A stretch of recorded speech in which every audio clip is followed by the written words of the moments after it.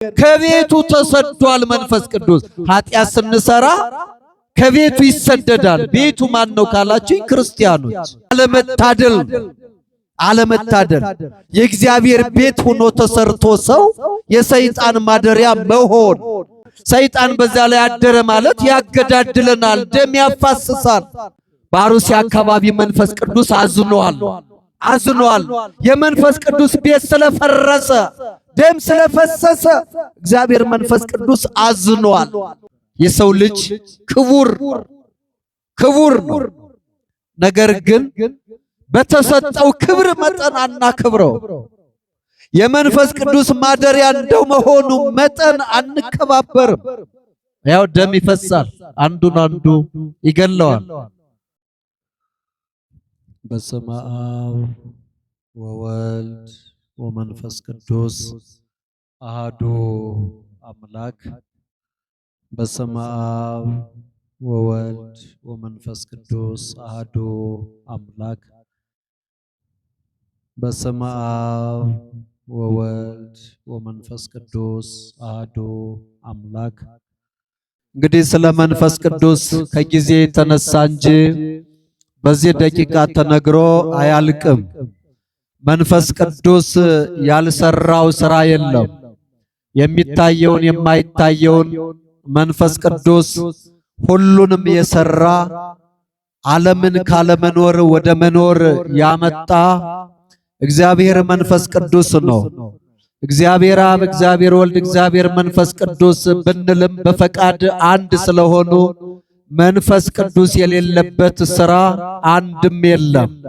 አንድም ነገር ከዋናው ግን በዋናነት በሐዲስ ኪዳን ለእኛ የመዳኑን ስራ ሊሰራ አምላካችን እግዚአብሔር ከሰማይ ወደ ምድር በመጣበት ጊዜ የመንፈስ ቅዱስን ተሳትፎ ቅዱስ ማቴዎስ ከመላኩ ከቅዱስ ገብርኤል የሰማውን ነግሮናል፣ ጽፎልናል።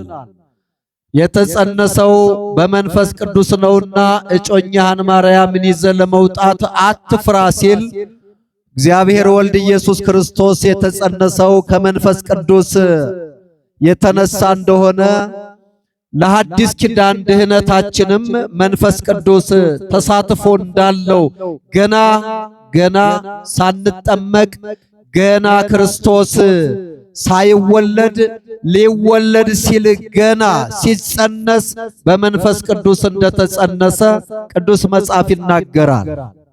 ስለዚህ መንፈስ ቅዱስ ዓለም ከተፈጠረበት ጊዜ ጀምሮ በባሕር ላይ ውሃውን ራሱ መንፈስ ቅዱስ በውሃ ላይ ሰፎ ይኖር እንደነበረና ውሃው ወይም ባሕሩ እንዳይበላሽ ሕይወት ሰጥቶት ይኖር የነበረ እግዚአብሔር መንፈስ ቅዱስ እንደሆነ በኦሪት ዘፍጥረት ምዕራፍ 1 ከቁጥር 2 ላይ እናገኘዋለን ማለት ነው። የእግዚአብሔር መንፈስ በውሃ ላይ ሰፎ ይኖር ነበረ።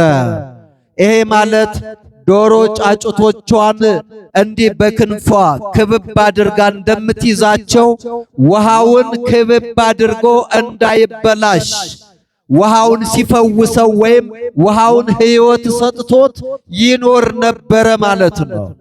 በውሃ ላይ ሰፎ ይኖር ነበረ ማለት ነው።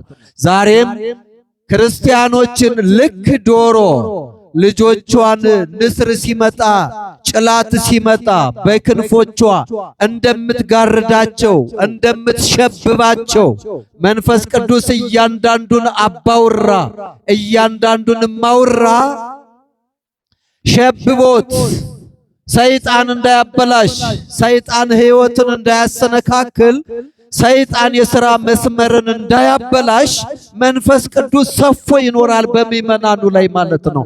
አድሮ ይኖራል ማለት ነው። አድሮ ይኖራል። ምክንያቱም ምእመናኑ የእግዚአብሔር ቤቶች ናቸው። የእግዚአብሔር ቤት ደግሞ የመንፈስ ቅዱስ ማደሪያዎች ናቸው ማለት ነው።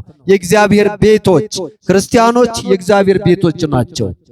በትክክል በእርግጠኝነት የምነግራችሁ ከዚህኛው ቤት እናንተ ትበልጣላችሁ። አንድ ኦርቶዶክስ ይበልጣል ከዚህ ሕንጻ ማለት አንድ ኦርቶዶክስ ስለዚህ የመጀመሪያው ቤተክርስቲያን የመንፈስ ቅዱስ ማደሪያ የሰው ልጅ ነው፣ እናንተ ናችሁ። የሰው ልጅ ክቡር ነው። ነገር ግን በተሰጠው ክብር መጠን አናከብረው። የመንፈስ ቅዱስ ማደሪያ እንደው መሆኑ መጠን አንከባበርም።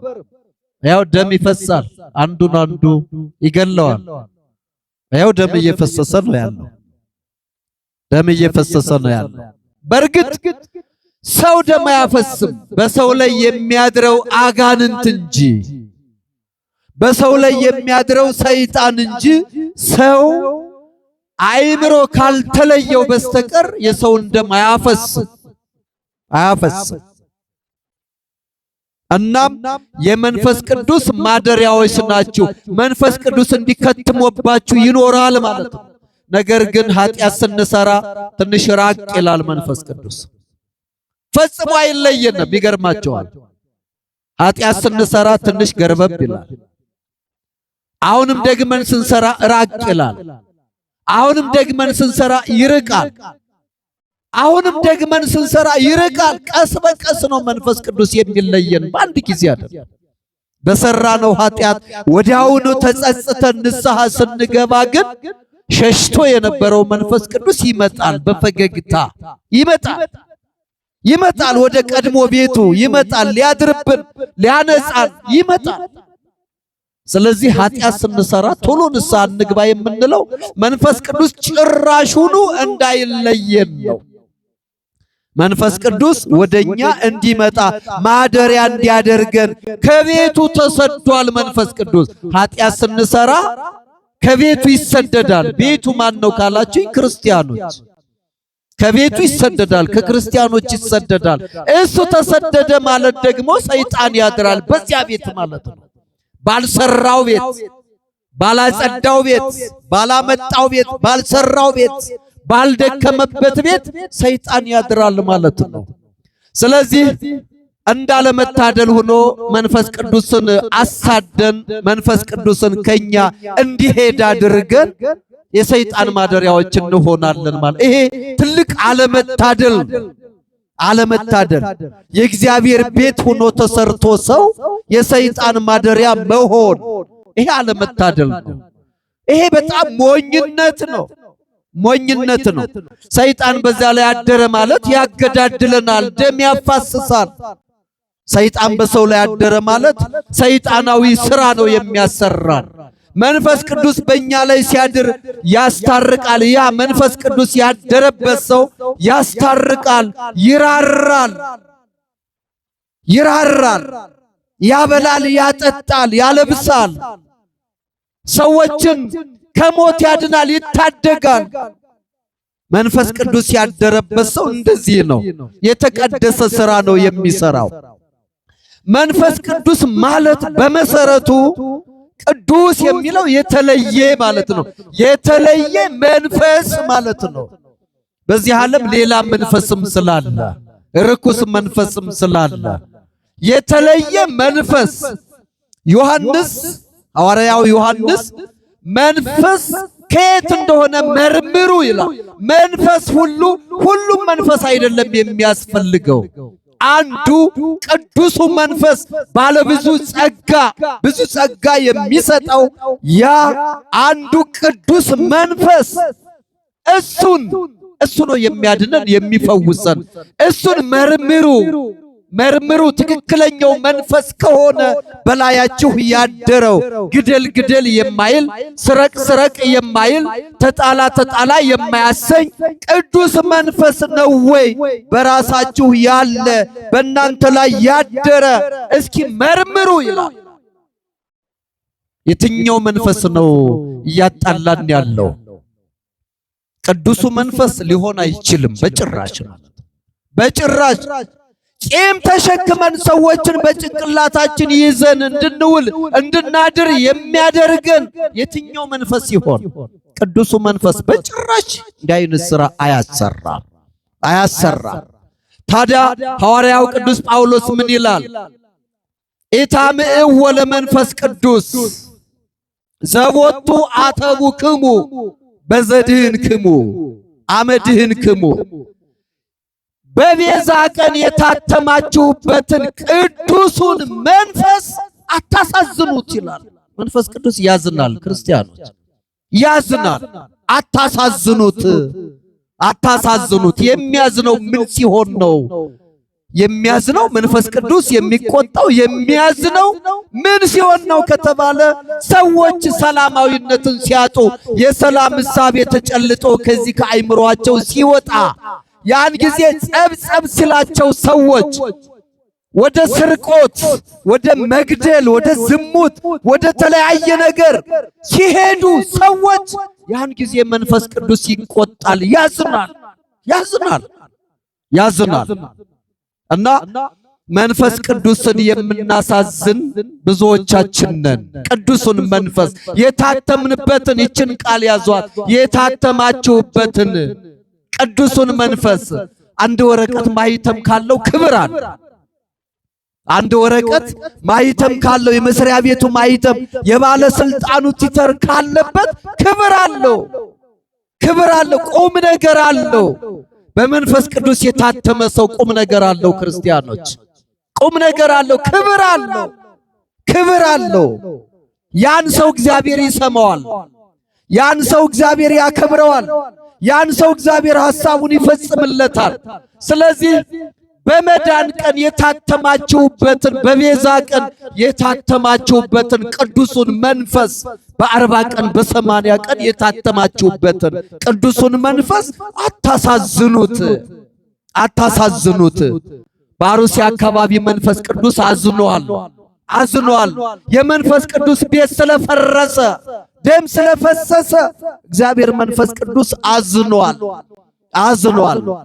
ምን ይላል ቅዱስ ጳውሎስ? አሁንም የእግዚአብሔርን ቤት የሚያፈርስ እርሱን እግዚአብሔር ያፈርሰዋል ስለተባለ እሱን የምንጠብቅ ከእግዚአብሔር ነው።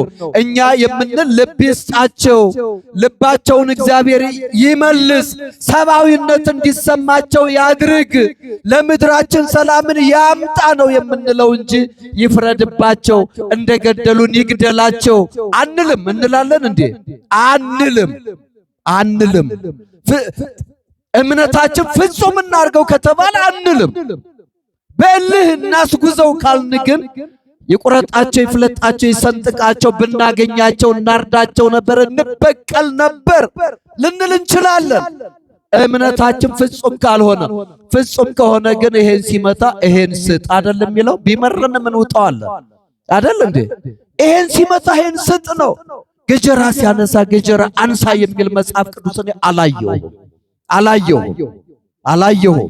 ነገር ግን ጥሩ ነው። አሁን የምንሰማው ነገር የሚያስተጋቡ ድምጾች አቤት ማለት በቲክቶኩ በምኑ መስመር ይዞ ጥያቄ ማቅረቡ በጣም ጥሩ ነው። ተሰሚነት እያገኘ ነው። ምእመናን ድምጻችሁ ማለት ነው። በሰላማዊ መንገድ የምታቀርቡት ጥሪ ተሰሚነት እያገኘ ነው። ጥሩ ነው። ጥሩ ነገሮችን ጆሮአችን እየሰማ ነው። እንደሚስተካከል እየሰማን ነው። ያረፉት አይመለሱም። ነገር ግን እነሱ ተመችቷቸዋል። በሃይማኖታቸው የተነሳ እግዚአብሔር መንፈስ ቅዱስ የልብ ጥባትን ሰጥቷቸው እስኪሞቱ፣ እስኪገደሉ፣ እስኪታረዱ ድረስ ማርያም ድንግል ማርያም አማላጅ ናት፣ ክርስቶስ አምላኬ ነው እያሉ ሕይወታቸውን የሰጡ ክርስቲያኖች ተመችቷቸዋል። እግዚአብሔርን አመስግኑላቸው። በሰማይ ቤት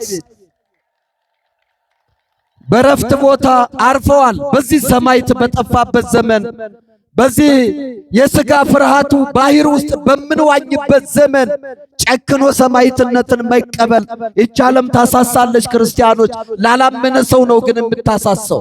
ላመነ ሰው ግን እንዲህ ናት። በቃ ምንም አይደለችም። ሰይፉ ሰይፍ መስሎ አይታይም። ሰይፉ የጥምቀት ያክል እንኳን የጥምቀት ውሃ የሚቀዘቅዘውን ያክል እንኳን አይሰማቸውም። ላመኑ ለክርስቲያኖች ለቁንጥጫ ያክል እንኳን ሰይፉ አይሰማቸውም።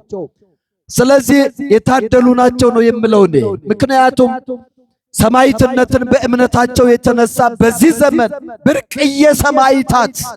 ብርቅዬ ሰማዕታት ናቸው ብለን ነው የምናምነው። ስለዚህ የቀሩትን የሟችን ወገን የተጎዱትን ወገኖች እግዚአብሔር ያለምልምልን። እንደነሱ ጨከን ያለ እምነት እንዲኖራቸው አምላካችን እግዚአብሔር ማስተዋሉን ያድልልን፣ በእግሮቻቸው እንዲተኩ ያድርግልን።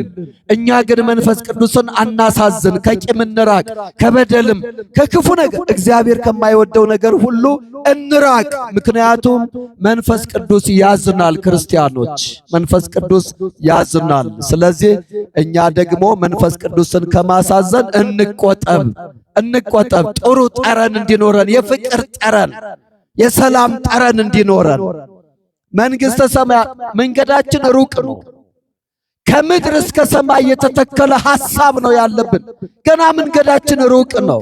እንዲህ ጓሮ ለጓሮ የምናስብ ክርስቲያኖች አይደለንም፣ ልንሆንም አይገባም። እዚህ ቅርብ ለቅርብ ወንዝ ለወንዝ የሚያስብ መንገድ አለብኝ ብሎ የማያምን ሰው ነው። እኛ መንገድ አለብን፣ ብዙ መንገድ አለብን። ገና ከምድር እስከ ሰማይ ወደ ሰማይ ማለት ነው መንገድ አለብን። ሩቅ ነው መንገዳችን። ስለዚህ አሁን ስንቅ መሰብሰብ ላይ ነው። የጸሎት፣ የፍቅር፣ የሰላም፣ የርኅራኄ ስንቅ የምንሰበስብበት ሰዓት ነው አሁን ማለት ነው።